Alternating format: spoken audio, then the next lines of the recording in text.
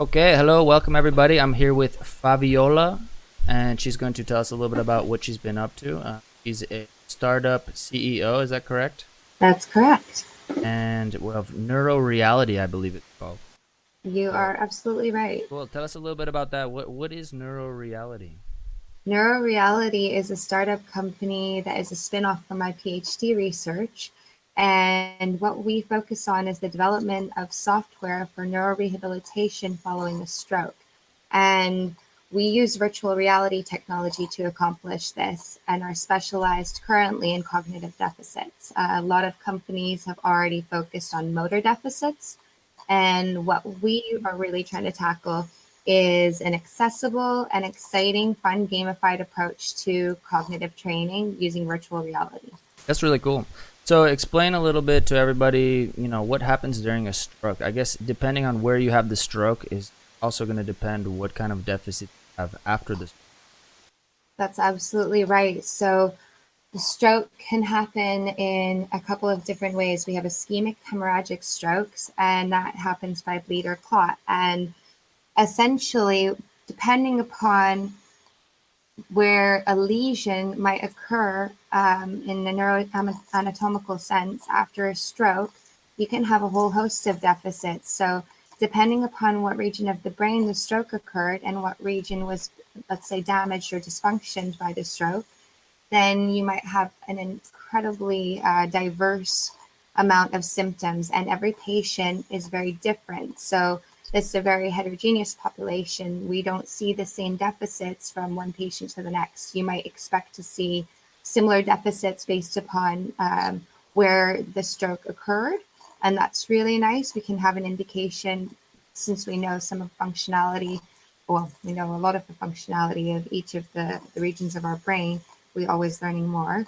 Um, what we can do to essentially help these patients to regain recovery in those areas is what was just spinning back. So what I focus on is after stroke, typically patients will exhibit problems with a whole host of cognitive deficits as well as motor deficits. And I'm really specialized in the cognitive domain. So Mm. my software, we're tackling 5 different cognitive domains. We're looking at attention training, we're looking at memory training, visuospatial skills, executive functioning, and calculation deficits. That's really cool. And what exactly are calculation deficits? Are you talking mathematical or? Yeah, dyscalculus. So, Okay. so what can happen is actually what we really want to do, since stroke is one of the number one debilitating diseases and leads to a lack of independence, we want to get our patients back to being a, being able to accomplish what we call ADL, activities of daily life,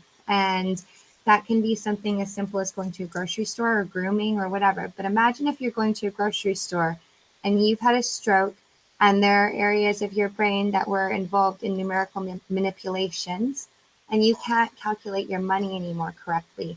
You can't do small things like making an assessment about a judgment from even counting in increments is one thing, addition and subtraction are another thing. Our brain is very specialized functionally. So we're training different aspects of numerical deficits that a patient with a stroke might experience and trying to associate that with real world and what would we really want them to benefit from with these types of things. So obviously counting money is one of the biggest things, but you and I both know that numbers play a really large role in everybody's lives and daily lives in Hmm. ways you wouldn't think about. So it's important for these patients to be able to regain this type of function. That's really cool.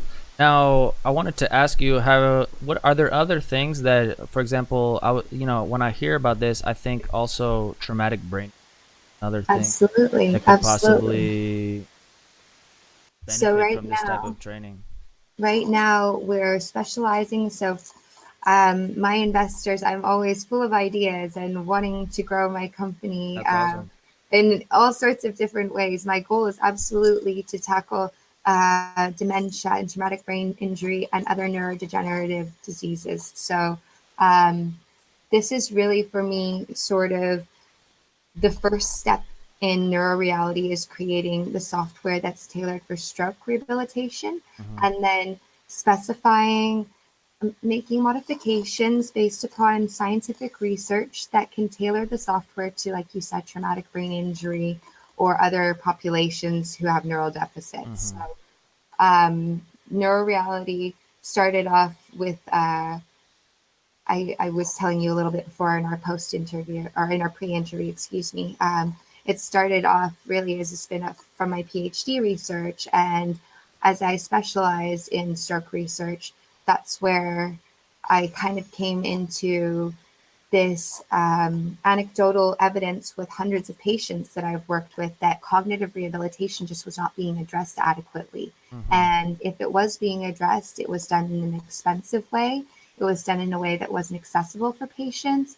And it was really taxing. They didn't really adhere to their programs. They didn't really appreciate them. So I try to think of a way that we could better that situation and try and fulfill a need that's really necessary, which is you have a major population, we're aging, and stroke is this huge problem worldwide, but especially in developing nations, as I was telling you, it leads to a lack of independence. And we want to keep people independent and healthy, especially cognitively, as long as possible. So I sort of had the idea that stroke would be a nice place to start, but Mm-hmm.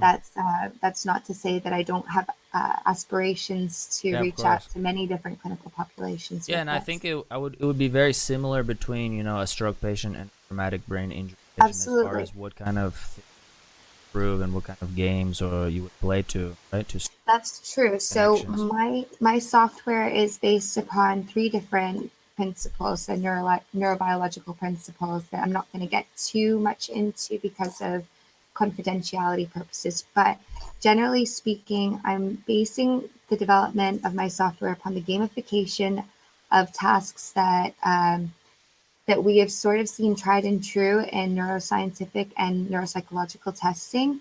Um, and gamifying them. And Mm. so these three principles are the basically inducing neuroplasticity through Mm. goal-oriented That's the training. most important. Um, Yeah. that's the most important task in goal-oriented training.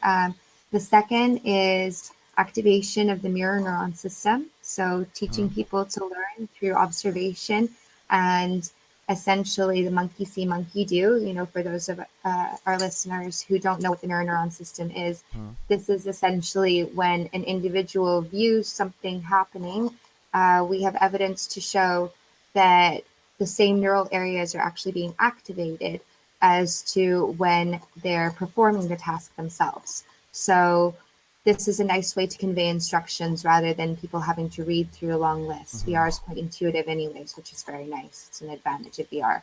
And then the third one is engagement of the reward system, because we Hmm. want people to be encouraged and motivated to participate in rehabilitation, which we already know is difficult enough as it is.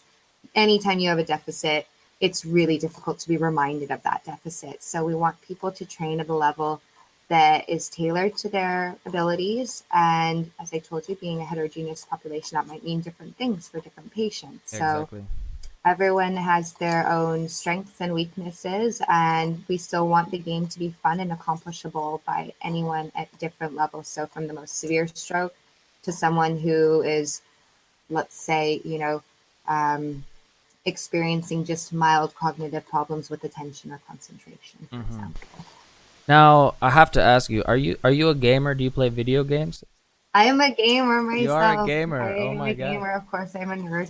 So what games do you play? We have to know. So I'm not I'm like a little fangirl, right? I'm so bad. I'm really more into the classic old school games like Magic Gathering. Okay, cool. Hearthstone is a nice spin-off of that. Hearthstone, cool. I'm a By strategy game Blizzard, right? player. Isn't that Blizzard? By Blizzard, yeah, Okay. World of Warcraft, and yeah, I'm a Blizzard fan. I'm not really into shooter games or anything like Mm-hmm. that, but I'm a chess fanatic. A chess So fanatic, really I'm a cool. chess I did fanatic. not know. Okay, cool, cool, cool. Yes. But essentially, I've always been a big fan of the gaming industry and culture and the idea. Most of my games, actually, so I'm also a big Pokemon fan, and I'm a Pokemon. big Uh, fan of Super Mario and okay, okay. Tetris Like think really old school Yeah, that was generation our games, generation, I Street think, when we were growing Fighter, up. Yeah, Pokemon yeah, was the Mortal best. Kombat. Like I still play games like Oregon Trail. Like Are you I mean, serious? That's awesome. yes. So I mean, basically, what I wanted to really do with this software also was kind of like look at tried and true games that have withstood the test of time. Mm, Like Super Mario Brothers, and why did they stand the test of time? Why is Tetris still such a fun game to play? exactly. Essentially, it's because we keep people in the flow, and we try to base our games leveling off of flow theory and the idea that things should be difficult enough to keep it challenging, but easy enough that someone could do this and accomplish the task and be a little bit mindless, and you're still really enjoying yourself, and there's still something sort of new and exciting happening. We try to keep our patients in flow. That's what we're trying to That's accomplish. cool. Yeah, the Yeah, flow state, right? yeah, I exactly. wanted to ask you something. Now, for someone that has not had a stroke, cognitively, say, do you think video games play a role in improving any aspects of their cognitive abilities or processing speed or memory or any of this? They certainly do. There's a lot of evidence to show that playing video games. So now I should be more specific. What type of video games are we talking Yeah, about? of Because course. there's It's a transference big of thing. skills depending upon what type of video games we're talking about. Hmm. We're talking about a strategy game, then absolutely. A game like Tetris, for example, there have been studies to show that playing Tetris and Super Mario can have actual cortical changes. They have observed this via MRI studies, Hmm. and they've seen that there is, I believe it was with Tetris, that they saw that there was an increase in thickness of gray matter just solely in healthy game players. And they observed this in what they called more frequent game players as Hmm. opposed to less frequent game players. The, the more that you played, the more that they sort of saw this effect. There's also a downside. I know with shooter games, you have the tendency to have transference of these skills too. So there's, not necessarily always the upside that you're going to gain something beneficial Hmm. cognitively speaking. If there's a shooter game that is involving some type of strategy that needs to be employed, cool. But if you're Or just running around reaction and time, I think, shooting is a big reaction one. time, absolutely. I Yeah. could see that being a really big thing. But essentially, I was reading a study the other day that was suggesting that there was a decrease in activation of the dorsolateral prefrontal cortex in players that engaged in shooter games, which supposedly led to the idea that these scientists suppose it could make for an addictive game and addictive tendencies and things that Yeah. are not necessarily beneficial. Actually, for me, they're beneficial. I know that sounds Yeah, you really want strange, your but patient I you want want my your patients to patients be to be addicted, yeah. addicted to the game. That's what I was Yes, gonna but not. ask you. When we grew up, I think our parents were so worried, games had just started to market and people were addicted, and I we're at different levels of addiction Yeah. because deal with this.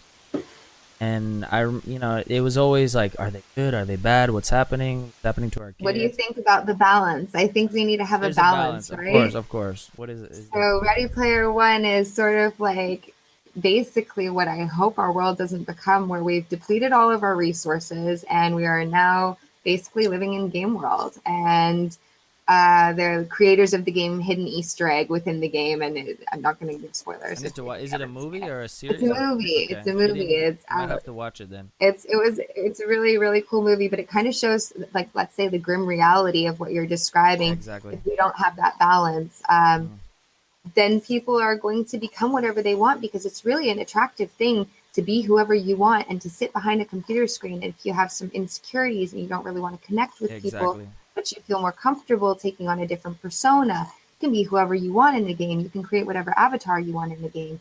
There's great benefit to that, but there's also a balance to be found where we still have to connect in the real world.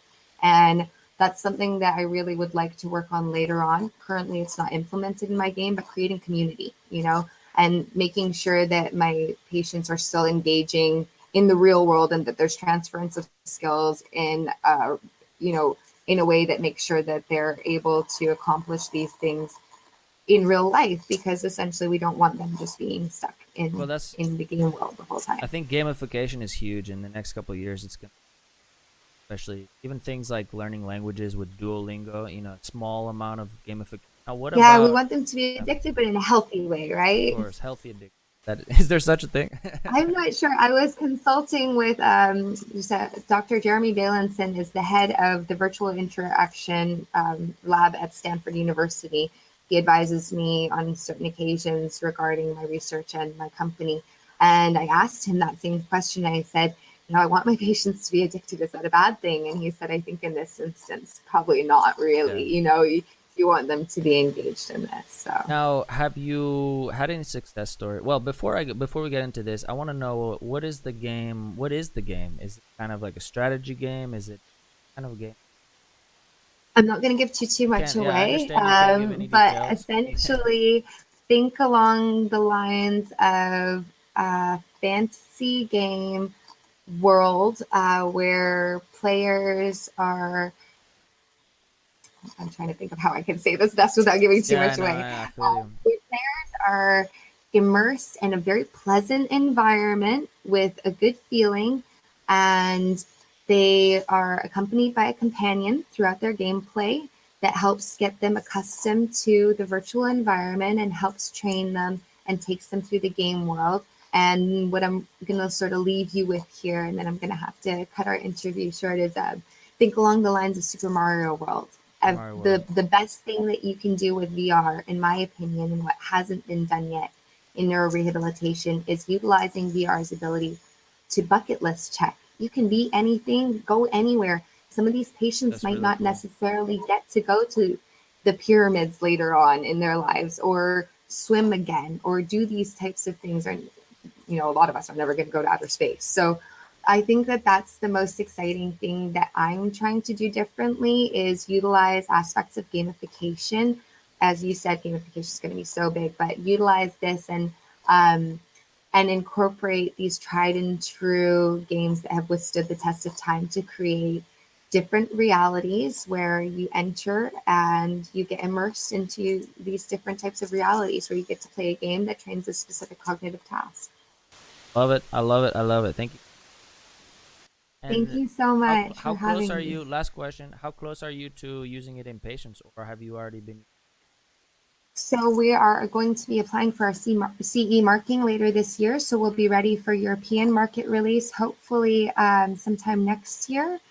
And that's quite ambitious, by the way. But But you have this to is test on patients okay. first, right? Or you taste So on. Yeah. it's different software validation and testing in the medical domain, depending upon what kind of a device you're creating, Uh, has different regulations that we are all we're in compliance with. We make sure that our product is safe and effective. This is a complex, both clinical testing procedure and software testing procedure. yeah, There are exactly. two different aspects. So my PhD project accomplishes the clinical aspects of the project, and then my company accomplishes the software testing aspects, making sure that we're aligned with all of the European regulations, and then later on, of course, moving on to different markets like the United States, where the FDA is a lot more rigorous Yeah, about their compliance in medical, because we're creating a medical device. exactly, exactly. Software, prescribed games. This is going to be the future. Crazy. Yeah, yeah, yeah. Yeah. I'm sure you have a huge team of coders working for you. I have a brilliant coder. Uh, I have a couple of brilliant coders actually. My right hand man, he's really just absolutely amazing. I took him on initially to do his internship with me. He did his thesis with me, and I hired him as my lead developer really afterwards. cool. And so he really proved himself, and he's a really ambitious young fellow. I'm very lucky to have him. His name is Chris van Hens.